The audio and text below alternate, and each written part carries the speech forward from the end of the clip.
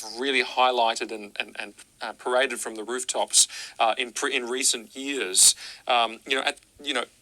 Instead of and as a priority over instances where the racial breakdown was different, and there's been plenty of them, as we shall see. But the assumption that there is alarming, systemic, horrifying violence against black people at the hands of police officers.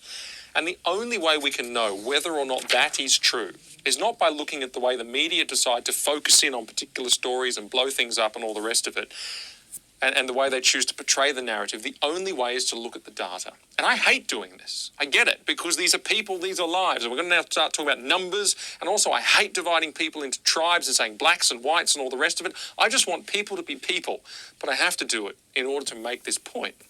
And we have to do it because there's no other way we can know whether that deception is true, is a deception, or whether it's actually true. Well, here's the facts. Each year in the United States of America, there are 50 million interactions between the police and members of the public. 50 million. Last year, of those, 1,098 of the people who interacted with police died as a result. 1,004 of that 1,098, so the vast majority of them, were shot.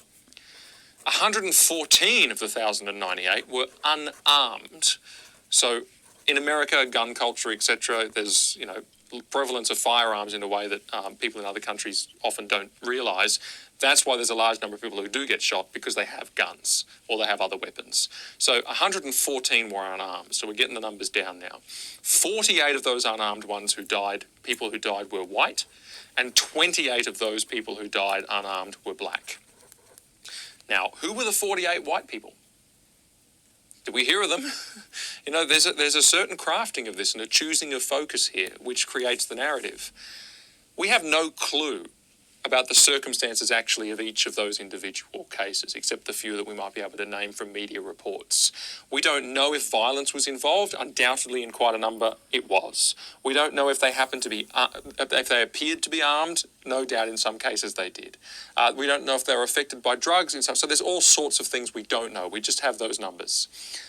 Also, we don't know what race the police officer involved was. So yes, 28 unarmed black people were shot and did die at the hands of police last year.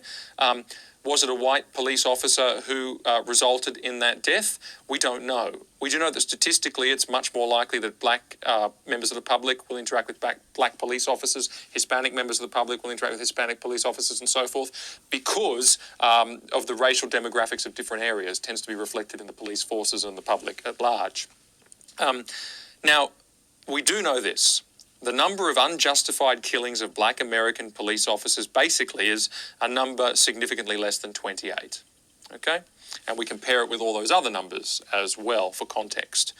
But of course the reply is this. Black people only make up 13% of the population. But these figures indicate more than 13% of police interactions, more than 13% of police killings, more than 13% of police shootings. But see, that is true, but it is not the relevant statistic. The relevant statistic here is share of violent crime, not share of the population. Share of violent crime, and therefore level of interaction with the police. That's the relevant statistic. And here are the facts. 40% of homicide offenders are black, 30% are white. 13% of the population is black, 70% of the population is white. So you see the cause of this disparity. Black Americans commit about a quarter of all violent crimes, and white Americans commit 44%.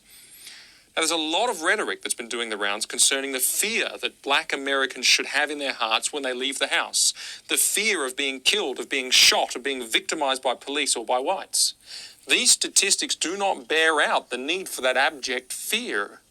They just don't. And these are absolutely reliable stats from the relevant bodies, including the FBI. Now, not only that, but in terms of the general public, we know, for example, in 2016, and these numbers tend to be within range for each year, 533 white people were killed by black people, and 243 black people were killed by white people. Now, given the population disparities, that's a big difference in numbers. And again, it doesn't bear out the narrative that black people leaving their homes and going around in the streets and interacting with police and others should fear. And we'll see how that this is brought out in just a minute. let me quote two studies before I move on in this subject. Firstly, Roland Fryer, an African-American economist, professor at Harvard, the youngest African-American to receive tenure at the university. He responded to media reports of police shooting black Americans by authoring a study in the last couple of years. And he said that the results were, quote, the most surprising results of my career. He studied over 1,000 police shootings in 10 major police departments, and he found, one, officers were more likely to fire their weapons without having first been attacked when suspects were white. He found, secondly, black and white civilians involved in police shootings were equally likely to have been carrying a weapon. So there wasn't a disparity with, say, unarmed black people getting shot more.